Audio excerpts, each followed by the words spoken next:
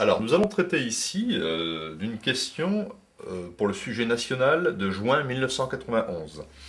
Soit f la fonction de r dans R, donc une fonction définie dans R, telle que f de x est égal à moins x plus racine de x carré plus 8. Et il faut démontrer que f est une fonction décroissante sur R, en étudiant ici le signe de la fonction dérivée. Donc on y va, f' de x, la fonction dérivée, est égale.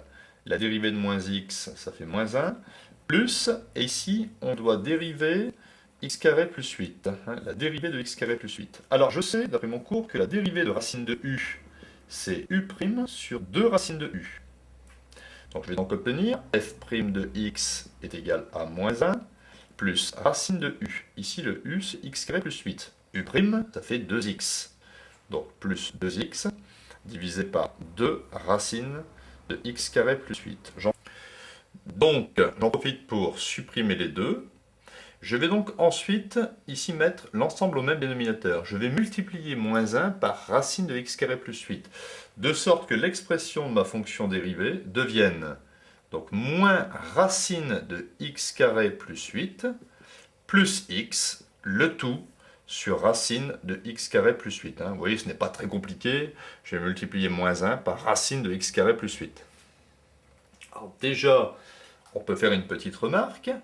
Pour les valeurs de x strictement négatives, x moins racine de x carré plus 8 sera strictement négatif.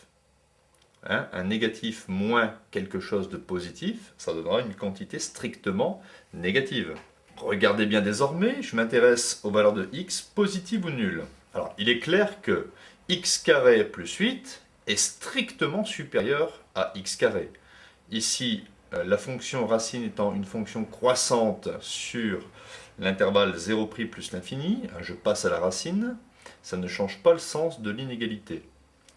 Racine de x carré, en fait, ça fait valeur absolue de x, mais valeur absolue de x, c'est égal à plus x pour les x positifs. Donc je remplace racine de x carré par x.